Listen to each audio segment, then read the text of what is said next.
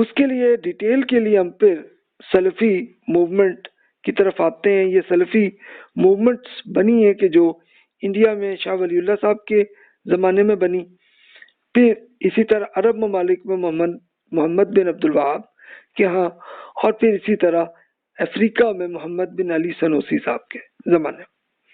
تو اب اس کی ڈیٹیل پہ ہم آتے ہیں. عربوں کی حالت پہلے دیکھ لیں تو اس سے ہمیں آئیڈیا ہو جائے گا کہ اچھا جناب کیا ایشو تھا. اب پیریڈ وہی تھا 1258 ٹو 1703 تک کی دیکھتے ہیں. منگول حملے کے دوران آخری بنو عباس خلیفہ وہ جہاں بحق ہوئے تھے 1258 میں، اور عربوں کی حیثیت بہت کمزور ہو گئی تھی. یعنی چلو اس زمانے تک تو بنو عباس تک کے خلیفہ کی چلو کچھ سٹیٹس تو تھا نا، اگرچہ وہ بھی کمزور ہو گئے تھے معاملات، لیکن چلو پھر بھی کچھ نہ کچھ حیثیت تھی ان کی. اب وہ بھی ختم ہو گئی. یعنی عرب اب دوبارہ ان کی حیثیت جو رسول اللہ صلی اللہ علیہ وسلم کے زمانے میں وہ دنیا کے سپر پاور بنے تھے، اب ان کی حیثیت بالکل ایسے ہی کہ جیسے کسی گاؤں کے رہنے والے بس جو الگ رہ رہے ہوتے ہیں، وہی حیثیت تھی. عرب ممالک میں علوم کی تباہی ہوئی تھی، تعلیم یافتہ افراد کا قتل ہوا تھا، اور جو پھر بچے تھے تو وہ پھر سیریا، ایجپٹ، لیبیا ادھر جا کے ہجرت کر کے چلے گئے تھے. تو اب یہ جو عرب علاقہ ہے جو آج کل کا سعودی عرب ہے، کویت ہے، بحرین ہے، یو اے ای آپ کہہ لیں، وہ ہے عمان ہے، یمن ہے، تو اس میں اتنی تباہی ہو گئی تھی کہ بڑے اسکالرز وہاں سے نکل گئے تھے. اچھا اب عرب علاقے کی اب حیثیت کیا ہو گئی تھی کہ پرانی جاہلیت آ گئی تھی کہ جو رسول اللہ صلی اللہ علیہ وسلم سے پہلے کے زمانے کی تھی،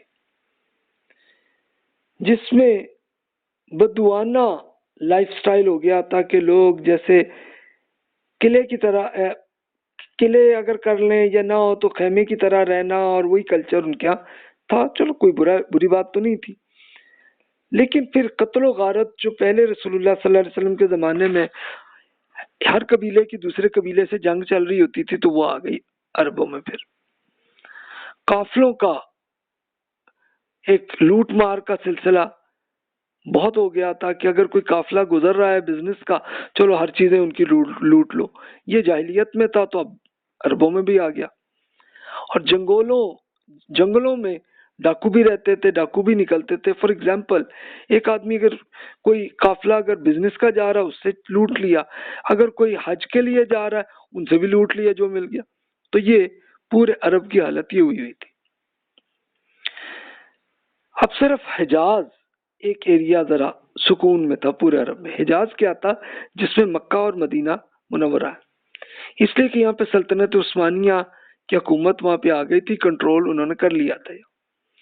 باقی عرب میں پرانی جاہلیت تھی، اس لیے کہ سلطنت عثمانیہ نے کوئی ٹارگٹ نہیں کیا کہ وہ پورے عرب علاقوں کو فتح کریں. وہ اس لیے کہ وہاں کوئی اس زمانے میں آئل کی کوئی خاص ویلیو نہیں تھی، اور نہ ان کو پتا ہوگا کہ ان کے نیچے آئل کا پورا ایک خزانہ موجود ہے، تو ان کو ضرورت ہی نہیں تھی، اس لیے انہوں نے کوئی اتنی ایکشن ہی نہیں لیا. تو اس لیے عرب میں اب یہی تھا کہ مختلف چھوٹے چھوٹے ایریاز میں بس یہی تھا کہ قبیلے کے سردار ہوتے تھے اور وہی بس چل رہا تھا سلسلہ. اب تصوف پہلے ہی آ چکا تھا اس زمانے میں بھی، مزارات کی تیاری اب ہو رہی تھی، توہم پرستی آ گئی ہوئی تھی جس میں جادو ٹونا اور یہ تعویذ وہ سلسلے آ رہے تھے. اور اب تو یہ ہو گیا تھا کہ قبروں، درختوں اور چٹانوں کی پرستش بھی شروع ہو گئی تھی. کہ فار ایگزامپل ایک آدمی کو کوئی پرابلم ہے، چلو جی اس بزرگ کی قبر پہ چلے جائیں، یا اس درخت کے پاس چلے جائیں، اس میں بڑی برکت ہے، یا اس چٹان میں بڑی برکت ہے، یہاں جا کے کھڑے ہو، جا کے ان سے کہو کہ بھی یہ مسئلہ حل کریں. یا چلو جس میں بھی توحید کا شعور ہو تو ہم وہاں جا کے اللہ تعالیٰ سے دعا کریں گے. تو وہ کلچر بن گیا تھا. تو اس کے لیے جو سچویشن میں نے عرض کی ہے اس کو دیکھتے ہم. یہ ایک اسکالر جو اسٹوڈرڈ بڑے اسکالر، ان کی بک ہے دا نیو ورلڈ آف اسلام، اور یہ اس کا لنک بھی موجود ہے، آپ ان کی بک بھی پڑھ سکتے ہیں، انگلش میں پڑھ لیجئے گا. ترجمہ اس کا میں عرض کر دیتا ہوں کیونکہ اردو میں ہی لیکچر چل رہا ہے میرا. مذہب بھی دیگر امور کی طرح پستی میں تھا. تصوف کا تفلانہ یعنی بچوں کی طرح توہمات کی کثرت نے خالص اسلامی توحید کو ڈھک دیا تھا. مسجدیں ویران اور سنسان پڑی تھیں. جاہل عوام ان سے بھاگتے تھے اور تعویذ گنڈے اور مالا میں پھنس کر گندے فقیروں اور دیوانے درویشوں پر اعتقاد رکھتے تھے اور بزرگوں کے مزاروں پر زیارت کو جاتے تھے. ان کی پرستش بارگاہ ایزدی یعنی اللہ تعالیٰ کی طرف جو ہے پرستش کی شفیع اور ولی کے طور پر کی جاتی تھی. ان مطلب یہ تھا کہ بھی اگر اللہ تعالیٰ تک پہنچنا تو ان کے لیے اپنے ان پیر صاحب سے ملے اور پیر صاحب کی پوجا کر لیں ان بزرگ کی. یعنی پوجا کی چلو دل میں نہ کہا ہوگا انہوں نے، لیکن اس طرح کا کچھ ہوتا تھا کہ مثلا ایک بالکل سجدے جیسی شکل بنا لی کہ جناب وہ اپنے پیر صاحب کا پاؤں چوم رہے ہیں تو وہ سجدے جیسی شکل ہی بن جاتی ہے نا. اس طرح کرنے لگے لوگ، کیونکہ ان جاہلوں کا خیال تھا کہ خدا کی برتری کے باعث وہ اس کا کی اطاعت بلا واسطہ ادا نہیں کر سکتے، کہ ہم ڈائریکٹ اللہ تعالیٰ سے نہیں پہنچ سکتے، ان بزرگ کے راستے ہی پہنچنا ہے. قرآن کریم کی تعلیم نہ صرف پس پشت ڈال دی گئی تھی بلکہ اس کی خلاف ورزی بھی کی جاتی تھی، یہاں تک کہ مقامات مقدسہ یعنی مکہ اور مدینہ بدعمالیوں کا مرکز بن گئے تھے، اور حج جس کو رسول اللہ صلی اللہ علیہ وسلم نے فرائض میں داخل کیا تھا بدعات کی وجہ سے حقیر ہو گیا تھا. فی الجملہ اسلام کی جان نکل چکی تھی. مگر محمد صلی اللہ علیہ وسلم پھر دنیا میں آتے تو وہ اپنے پیرووں کے ارتداد اور بت پرستی پر بیزاری کا اظہار فرماتے. اب دیکھیں کہ ایک یورپین اسکالر پوری سچویشن بتا رہے ہیں. اچھا وہ جو پوری ڈیٹیل بتا رہے ہیں وہ سچ مچ تھی، اور اس کے لیے آپ کو خود ایگزامپل اب دیکھ سکتے ہیں. خود انڈیا میں پاکستان میں آپ چلے جائیے کہیں بزرگوں کے آستانے میں اور آپ کو وہی ایگزامپلز آپ کو مل جائیں گے. تو یہ اس زمانے میں ہو گئی تھی کہ اب یہ پیریڈ آلموسٹ ایک دم تو نہیں ہوا ہوگا 1258 کے بعد بھی، یعنی یہ عربوں کی یہ حالت اراؤنڈ کوئی آپ کہہ لیں 1400 1500 کا پیریڈ تھا، 1600 کا تھا. کسی زمانے میں یہ زیادہ ہو گیا ہوگا تو وہ 1700 ہو گیا تھا، ورنہ اس سے پہلے ٹھیک ہے اکا دکا ہوتا تھا لیکن پھر زیادہ ہو گیا تھا. اب ایک بڑی شخصیت اس میں آئی محمد بن عبد الوہاب صاحب. وہ 1703 میں پیدا ہوئے اور 1792 میں فوت ہوئے، یعنی اراؤنڈ ان کی کوئی اب دیکھ سکتے ہیں کہ اراؤنڈ 89 ایئرس عمر پائی انہوں نے. ان کی پیدائش ہوئی ہے ایک چھوٹا سا ایک شہر تھا اویائنا. ایک چھوٹا سا ایک شہر تھا یا چھوٹا سا قصبہ کہہ لیں، ایک قبیلے جتنے رہتے تھے بس وہ تھا. اور اب یہ اویائنا آج کل سعودی عرب کا جو کیپٹل ریاض ہے اس کا ایک حصہ بن چکا ہے. اویائنا میں گیا تھا، میں نے دیکھا ان کا. اب ہوا یہ کہ تعلیم کے لیے حجاز کا سفر کیا محمد بن عبد الوہاب صاحب نے، اور پھر وہ مکہ مکرمہ اور مدینہ منورہ جا کے وہاں پہ پڑھنے لگے. تو وہاں کے کچھ بڑے مشہور اسکالرز محمد حیات سندھی. اب سندھی صاحب جو ہے یہ اصل میں سندھ کے تھے لیکن وہ سیٹل ہوئے تھے مکہ مکرمہ میں رہ کے. 1752 تک ان کی زندگی رہی ہے. پھر ایک اور اسکالر محمد بن سلیمان کردی 1780 تک ان کی زندگی رہی ہے. تو محمد بن عبد الوہاب صاحب ان سے جا کے پڑھتے رہے. اب یہ محمد بن سلیمان کردی تو یہ کرد ایریا وہ ہے کہ جو آج کل ترکی، عراق اور ایران تینوں میں آتا ہے. تو یہیں کے یہ بزرگ ہوں گے. اچھا اب یہ اچھے پڑھے لکھے تھے تو ان سے پوری ڈیٹیل اور بکس کو محمد بن عبد الوہاب صاحب نے پڑھا. پھر مدینہ منورہ سے وہ عراق بھی گئے اور وہاں پہ ایک تعلیمی سفر انہوں نے کیا اور وہاں پہ ابن تیمیہ ہی کی اور ان کے اسٹوڈنٹس کی پوری کتابوں کا مطالعہ کیا. اب یاد ہوگا ابھی جو میں نے ڈسکشن کی تھی ابن تیمیہ کی 1328 میں وہ فوت ہوئے، اور ان کے اسٹوڈنٹس بھی آپ دیکھ لیں، ہو سکتا ہے چلیں کوئی 30-40 سال بعد وہ بھی فوت ہوئے ہوں گے. تو ان کی بکس کو اب تقریباً آپ کہیں کہ 400 سال تو گزر گئے تھے اور محمد بن عبد الوہاب صاحب خیر جا کے انہوں نے پڑھا. پھر انہوں نے قرآن مجید، احادیث، وحدت الوجود، تصوف اور مزارات، ان کے پوری اسٹڈی کی، سب کچھ لیا. اور پھر اس کا پھر رزلٹ انہوں نے یہی سمجھا کہ بھی یہ وحدت الوجود، تصوف اور مزارات کے جو معاملات ہیں وہ قرآن اور حدیث کے خلاف ہے. اب وہ آبائی شہر اپنے ویانا میں جا کے پھر آ گئے واپس، اور وہاں پہ پھر تعلیم و تربیت شروع کی. یہ 1744 کا پیریڈ ہے. اب بڑے اسٹوڈنٹ ان میں جو شاگرد وہ اسی قبیلے میں ویانا اور اس کے قریبی ایک شہر دریا وہاں کے بھی تک آنے لگے اسٹوڈنٹس بھی. اور ابن یہ محمد بن عبد الوہاب صاحب بھی دونوں طرف جا کے پڑھاتے ہوں گے. تو وہ تھا سلسلہ. اب اس زمانے تک یہی تھا کہ ہر شہر کا ہی ایک وہی ایک ملک ہوتا تھا، یعنی قبائلی علاقے کا یہی ہوتا تھا. تو یہ حالت تھی. تو اب ہوا یہ کہ جب اتنے اسٹوڈنٹ بھی آ گئے اور وہ بھی انہوں نے جو ریسرچ کی تھی اس کو مان لیا تھا انہوں نے، تو انہوں نے اب دیکھا کہ عین ان کے قریب ہی اب یہ ویانا اور دریا یہ دونوں شہر آج کل ریاض کیپٹل کے اندر ہی ہیں، یہ دونوں شہر.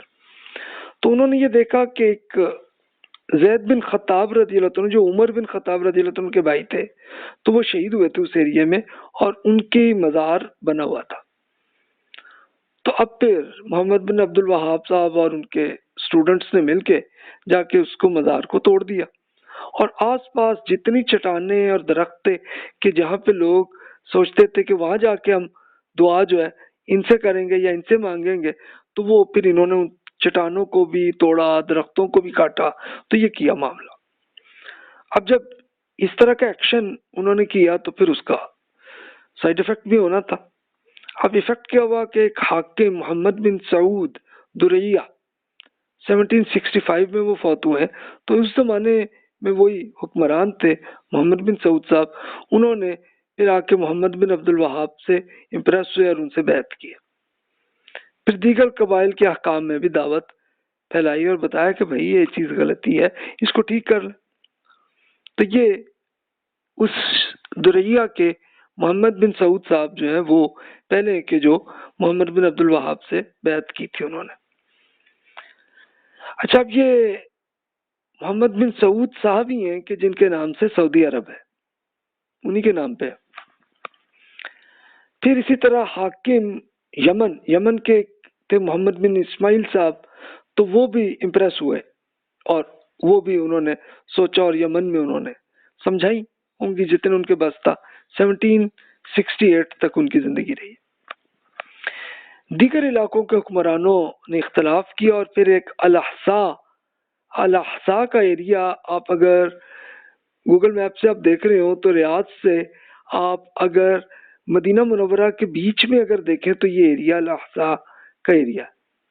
تو یہاں کے حاکم نے تو آ کے پھر دریا اور ویانا میں آ کے حملہ بھی کیا. ایک جنگ بھی ہوئی تھی 1773 میں، اور لیکن بہرحال ناکام رہا اور پھر وہ چلے گئے واپس. دیگر عرب علاقوں میں دعوت اور تعلیم کا سلسلہ جہاں جہاں ان کا بس تھا وہ کرتے رہے 1744 ٹو 1792 تک. دریا کے اگلے جو حاکم بنے عبدالعزیز بن محمد بن سعود، تو انہوں نے ایک لمبی ان کی حکومت رہی ہے 1765 ٹو 1803 تک. انہوں نے دیگر علاقوں میں دعوت پھیلائی ہے اور وہ چلتا رہا، سلسلہ چلتا رہا. مختلف ایریاز میں جنگیں بھی بہرحال چلتی رہیں، کیونکہ قبائلی علاقے میں یہی ہوتا ہے کہ ایک قبیلے سے دوسرے آئے اگر تو بات چیت ہو جائے تو ٹھیک ہے، ادروائز جنگ بھی ہو جاتی تھی. تو وہی رہا کلچر. پھر نجد اس ایریا کو کہتے ہیں جو آج کل ریاض کے آس پاس کا ایریا ہے. اس کے حاکم ایک بنے عبدالعزیز بن سعود. 1902 میں ان کی حکومت بنی ہے اور 1953 تک رہی ہے، اور انہوں نے ایک پورے قبائلی علاقے کو سب کو لے کے اکٹھا کیا. وہ فتح کرتے کرتے تب جا کے یہ سعودی عرب بنا. لیکن انہوں نے یہی کیا کہ جو پہلے محمد بن سعود تھے تو انہی کے نام پہ ہی اس کو سعودی عرب رکھا اس ملک کا. اور مسلسل دعوت پھر پھیلتی چلی گئی اور لوگ وہ پھر ایگری بھی کر گئے اور وہ معاملہ بھی پھر مزارات بھی سب وہاں ختم ہو گئے. تو یہ ایک واقعہ ہوا. اچھا، عبدالعزیز صاحب کے 60 بیٹے تھے اور انہوں نے یہ ایک سارے بیٹوں کے ساتھ یہ طے کیا تھا کہ بھی دیکھو میں جب مروں گا تو تم یہاں کے بادشاہ بنو گے، تم مرو گے تو تمہارے بعد یہ بنے گا. ایک لسٹ بنائی تھی اور سب نے ایگری کی تھی. اور یہ سلسلہ دلچسپ یہ ہے کہ وہ اس پہ عمل بھی کرتے رہے اور اب آخری ان کے بیٹے ہیں جو آج کل سعودی عرب کے بادشاہ. تو یہ پورا سٹیپ بائی سٹیپ ابھی تک یہ سلسلہ جاری ہے. اچھا، اب دیکھیے سلفی تحریک کی دعوت بیسیکلی کیا تھی، اس کا ایک پوری سمری میں عرض کر دیتا ہوں، پھر آپ خود قرآن پاک سے آپ میچ کر لیں. اگر آپ کو لگے کہ درست ہے تو مان لیں، نہیں ہے تو نہ مانیں.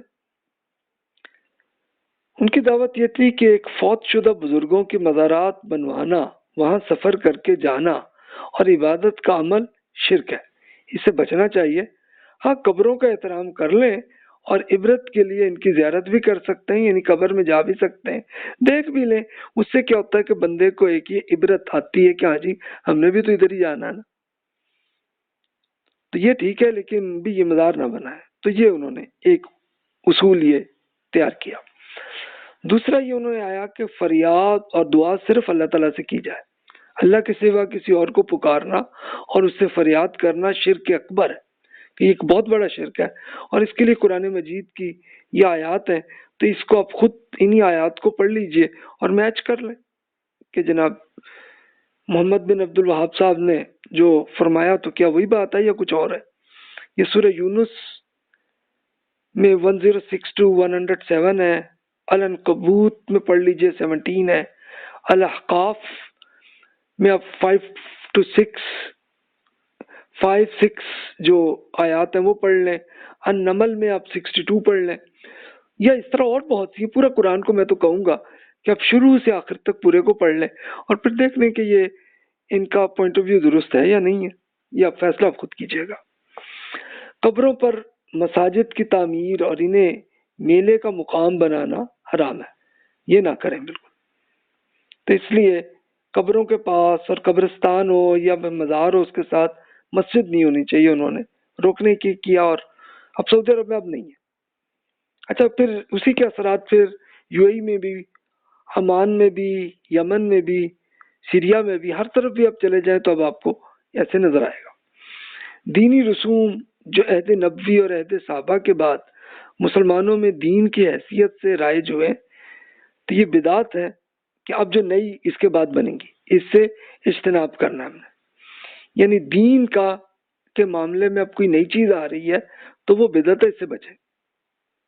اصول یہ تھا کہ بس رسول اللہ صلی اللہ علیہ وسلم اور صحابہ کرام کا جو وہ جس کو دین سمجھتے تھے بس وہی دین ہے. اس کے علاوہ جو کچھ اب آ رہا ہے وہ بس لوگوں کا آئیڈیا ہی ہے، وہ کہتے ہیں اس کو دین نہ سمجھا. قرآن و سنت دین کی بنیاد ہے، انہیں مضبوطی سے تھامنا چاہیے اور اس کی تشریح کے لیے صحابہ اور تابعین سے منقول سے ہی سیکھیں. یعنی اب ڈیٹیل قرآن کی اور سنت کی اگر پڑھنی ہے تو صحابہ کرام اور تابعین کے زمانے کے جو اسکالر ہیں انہی کی بکس میں پڑھ لیں. غیر اللہ کی قسم کھانا حرام ہے، اس سے اجتناب کرنا چاہیے. اس کے ساتھ پھر وہ کہتے ہیں کہ نشہ آور چیزوں سے بچنا چاہیے، یہ تو قرآن پاک کا حکم ہے. انہوں نے پھر یہ بھی کیا کہ اسی طرح سگریٹ نوشی جو ہے اس سے اجتناب کرنا چاہیے، کیونکہ انہوں نے یہی سمجھا کہ یہ بھی کوئی نشہ ٹائپ کی چیز ہے. تو اب میں اب کوئی فیصلہ نہیں کرتا، آپ قرآن پاک پورا پڑھ لیجئے اور پھر دیکھ لیجئے کہ جناب یہ کوئی اصلاحی موومنٹ تھی یا پھر انہوں نے کوئی غلط کام کیا، یا فیصلہ آپ خود کیجئے گا. اب یہ دیکھیے کہ یہ سلفی موومنٹ کی میپ آپ اگر دیکھیے تو محمد بن عبد الوہاب صاحب جب تک تھے تو یہ بالکل بلیک کلر کا یہ ایریا تھا، لیکن پھر حکومت ان کی پھیل گئی اتنے ایریا میں، جس میں یو اے کا بھی ایریا آیا اور عمان کا بھی کچھ ایریا آیا. لیکن پھر عبدالعزیز صاحب کے زمانے میں تب جا کے یہ سعودی عرب بنا. تو اصل یہ ٹائم بائی ٹائم یہ ان کی رائے. تو اب نجدی حکومت مضبوط رہی. عراق میں بھی ان کا حملہ ہوا. مزارات کربلا کی تباہی انہوں نے 1802 میں کی تھی، لیکن پھر خیر بعد میں دوبارہ وہ بن گیا. دیگر علاقوں میں جنگیں ہوتی رہی ان کی، اور مزارات کو بہرحال وہ تباہ کرتے رہے جہاں جہاں میں بھی ان کو ملتے آئے. ان کے ایریے حکومت جہاں جہاں بنتی رہی. حجاز کے گورنر تھے ایک شریف حسین صاحب. یہ کس کے گورنر تھے؟ یہ گورنر تھے سلطنت عثمانیہ کے، کیونکہ ان کی حکومت مکہ اور مدینہ تک تھی. ان کے بادشاہ تو چلو ترکی میں تھے، لیکن ان کے گورنر یہاں پہ تھے، اور وہ گورنر صاحب تھے، ان کا نام تھا شریف حسین. انہوں نے سلطنت عثمانیہ سے بغاوت کی تھی. اسی کو کہتے ہیں کہ لارنس آف عربیہ ایک صاحب تھے لارنس. یہ انگریزوں کے ایک بہت کامیاب ایجنٹ تھے. انہوں نے یہ ایک بغاوت کروائی تھی جس کو عرب ریوالٹ کہتے ہیں. یہ 1916 to 1918 کا پیریڈ ہے، اور آپ کو یاد ہوگا کہ یہ پہلی جنگ عظیم تبھی ہو رہی تھی. تو ایکچولی کیا تھا کہ سلطنت عثمانیہ نے یہ طے کیا تھا کہ بھی ہم جرمن کے ساتھ ہوں گے، اور جنگ ہو رہی تھی برٹش اور فرانس کے ساتھ. تو پھر انہوں نے بھی تو ایکشن کرنا تھا نا. تو پھر انگریزوں نے ایکشن یہ کیا کہ چلو بھی اس ایریے میں یہ امید ہے. تو وہ جا کے پھر وہ گورنر شریف حسین صاحب سے نیگوشیٹ کیا، اور یہ پھر کروا دی تھی بغاوت. لیکن کچھ عرصے بعد پھر عبدالعزیز صاحب نے آ کے شریف حسین صاحب سے جنگ کی تھی 1923 میں، اور تب جا کے سعودی عرب ملک کا اتحاد ہو گیا تھا. یہ جو اب ایریا آ رہا ہے، ابھی بھی آپ کوئی بھی میپ دیکھیں گے سعودی عرب کا تو اب بنا ہے، لیکن اس میں سے یو اے کا ایریا وہ بہرحال الگ ہو گیا کہ وہ بہرحال اس میں نہیں رہا تھا. اچھا، یہ تو پولیٹیکل معاملات ہوئے تھے اس زمانے میں. سلفی تحریک کی دعوت 1792 سے لے کے آج تک جاری ہے. اس کی ایک ایگزامپل ہم دیکھ سکتے ہیں کہ جیسے اس کی ڈیٹیل میں آگے بیان کرتا ہوں. حاجی شریعت اللہ صاحب حج کے لیے آئے تھے 1799 میں. وہ بنگالی تھے، بنگال سے آئے تھے. تو انہوں نے پھر اپنے واپس جب پہنچے تو بنگال میں فرائضی تحریک انہوں نے تیار کی تھی. اسی طرح شاہ ولی اللہ صاحب کے پوتے شاہ اسماعیل صاحب اور ان کے خالو تھے سید احمد بریلوی صاحب، وہ آئے تھے حج کے لیے 1822 میں. تو وہ بہرحال ان پہ بھی اثرات آئے. اور شاہ اسماعیل صاحب کی بک سب پڑھ لیں تو سیم اس میں وہی آپ کو ملیں گے کہ جو محمد بن عبد الوہاب اور ابن تیمیہ صاحبان نے جو جو ایشو بتائے ہیں تو وہ سارے آپ کو نظر آئیں گے. تو انہوں نے پھر یو پی کے ایریے میں بہار، سندھ، بلوچستان، پختونخوا تب تک دعوت ان کی انہوں نے پہنچائی تھی. اور اس کو ولی اللہ تحریک کہتے ہیں. اس کی ڈیٹیل تو اگلے لیکچر میں ہم ڈیٹیل سے کریں گے بات. ایک حاجی مسکین صاحب آئے تھے انڈونیشیا سے 1853 میں حج کے لیے. پھر انہوں نے پدری تحریک انڈونیشیا میں بنائی تھی. عثمان دان فودیو یہ سوڈان سے آئے تھے 1817 میں، اور انہوں نے پھر اپنے سوڈان میں جا کے ترک بدعات کی تحریک بنائی انہوں نے، تاکہ بدعت ختم ہو. بدعت سے مراد یہی تھی کہ جو رسول اللہ صلی اللہ علیہ وسلم کے زمانے میں جو دین تھا وہی دین ہے، اس کے علاوہ اور جو کچھ بھی ایڈ ہوا ہے وہ سب بدعت ہے، نئی چیز ہے، اس کو نکالو. شیخ محمد سنوسی صاحب تھے الجیریا کے 1859 کے. تو انہوں نے سنوسی تحریک پورے یہ الجیریا اور وہیں سے پھر لیبیا اور موراکو تک ان کی پہنچی. پھر یہ بھی ہوا کہ دیگر ممالک میں سلفی تحریک اس طرح بھی آج تک موجود ہے کہ مدینہ منورہ یونیورسٹی ہے مدینہ منورہ میں، تو مختلف علاقوں کے لوگ وہ آتے ہیں، اسٹوڈنٹس وہ پڑھتے ہیں. تو وہ پھر جب اپنے ملک میں پہنچتے ہیں تو پھر وہ پوری ڈیٹیل اسی کو سلفی تحریک ہم کہتے ہیں. تو وہ ابھی بھی چل رہا ہے. سلفی سے مراد کیا ہے؟ کہ سلف کا مطلب پرانے جو صحابہ اور تابعین، بس وہی اس زمانے کے جو لوگ تھے تو وہی دین کو صحیح سمجھتے تھے، تو بس انہی کی باتیں وہ دین تک ہے. اس کے بعد کے لوگوں کے جو ہیں تو وہ لوگوں کے اپنے آئیڈیاز. اب ہم تھوڑی سی ڈیٹیل بھی کر لیتے ہیں. حاجی شریعت اللہ صاحب جو ہیں 1781 to 1840 تک کی ان کی زندگی ہے. انہوں نے جب حج کر کے پھر بنگال میں پہنچے تو انہوں نے پھر ایک پوری بدعات کی اصلاح وہاں پہ کی. انہوں نے سب لوگوں کو پڑھایا، سمجھایا کہ بھئی یہ پیدائش اور مرگ کی یہ جو معاملات ہیں بنگال میں تو بھی یہ غلط ہے، اس سے یہ بدعت ہے، اس سے بچیں. چھٹی پٹی، اب یہ مجھے بھی نہیں پتا کیا ہے، یہ بنگالی بھائی زیادہ بتا سکتے ہیں. شیلا یہ غالباً کسی دیوی کی کچھ وہ پوجا ٹائپ کی ایک طریقہ ہوگا.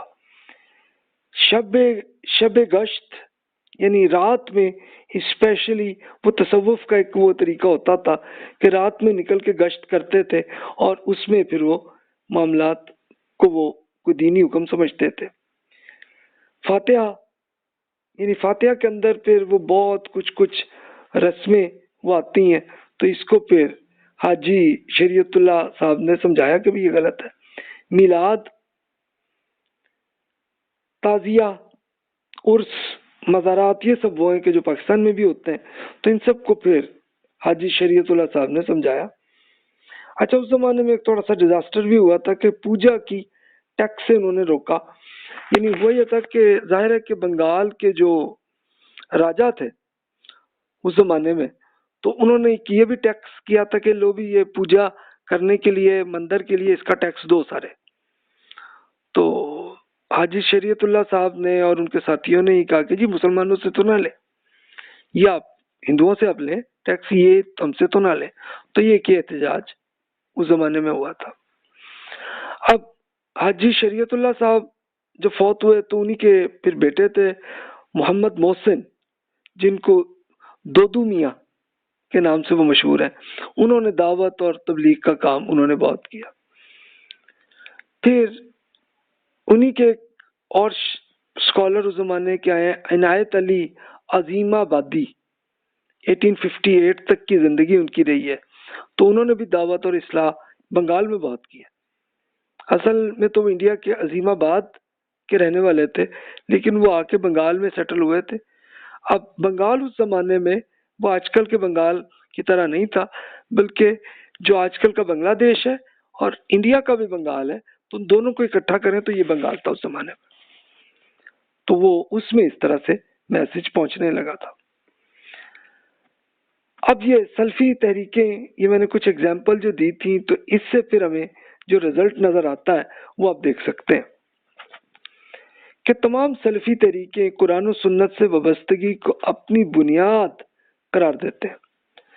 دیگر مسلمان بھی خود کو قرآن اور سنت ہی پر وابستہ سمجھتے ہیں، مگر سلفی تحریکوں میں یہ فرق ہے کہ وہ قرآن و سنت کی اسی تشریح اور تعبیر کی جو اس کی انٹرپریٹیشن کو وہ مانتے ہیں کہ صرف سلف صالحین یعنی صحابہ اور تابعین نے جو اس کی ایکسپلینیشن کی ہے بس وہی کافی ہے، اس سے آگے وہ پھر اس میں فوکس نہیں کرتے. سلفی طریقے عموماً مزار پرستی اور قبر پرستی کے بڑے مخالف رہے ہیں، اور جیسے سعودی عرب، یو اے ای وغیرہ میں مزارات اب ہیں ہی نہیں، پہلے تھے اب نہیں، تو یہ سب انہوں نے ہٹا دیا سلسلہ. اچھا، سلفی تحریکیں ایسے رسم و رواج کی شدید مخالفت کرتی ہیں کہ جو صحابہ اور تابعین کے دور میں نہیں تھی اور بعد میں پھر وہ آئیں، کہ مثال کے طور پر جیسے عید میلاد النبی ہے کہ نبی کریم صلی اللہ علیہ وسلم کی عید میلاد جو ہے وہ تو ہم ہسٹری میں ہم پڑھ چکے ہیں نا کہ 300 ہجری کے آس پاس ایجپٹ کے ایک بادشاہ نے یہ سلسلہ شروع کیا تھا.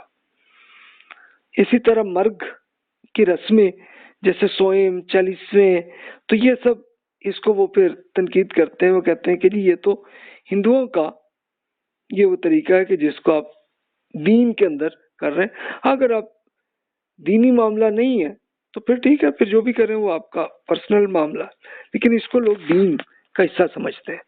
تو سلفی تحریکوں نے اس میں بتایا کہ بھی یہ غلطی ہیں. ماتم، تعزیہ، کہ بھی یہ کوئی دین کا نہیں ہے معاملہ. پھر اس طرح صوفی رسوم میں جیسے عرس، قوالی، ان سب کی پھر وہ تنقید کرتے ہیں. سلفی طریقے تصوف میں رائج بدعات کی شدید مخالفت رکھتے ہیں کہ اب کوئی بھی نیا طریقہ اگر ایجاد کر کے اس کے لیے اگر ہم اس کو دین کا حصہ بنا لیں تو یہ پھر بدعت تو ہے ہی. تو اس کے لیے پھر وہ پوری تنقید کرتے ہیں. محمد بن عبد الوہاب صاحب نے تصوف سے کچھ زیادہ وابستگی کا کوئی اظہار نہیں رہا، لیکن یہ ضرور ہوا ہے کہ ان کے جو اسٹوڈنٹس ہیں یا جو لوگ بھی ان سے متاثر ہوئے تو وہ تصوف میں آئے ہیں. کہ جیسے مثال کے طور پہ ہم یہ دیکھتے ہیں کہ تصوف کا ایک پورا لبادہ وہ انڈیا کے ایریا میں ضرور آیا. جیسے سید احمد بریلوی صاحب وہ ایک صوفی پیر تھے، اور شاہ اسماعیل صاحب جو ہے انہوں نے تصوف کی کتاب لکھی. تو اس طرح شمالی افریقہ میں سنوسی تحریک میں بھی صوفی سلسلے کا جنم وہاں پہ بھی آیا.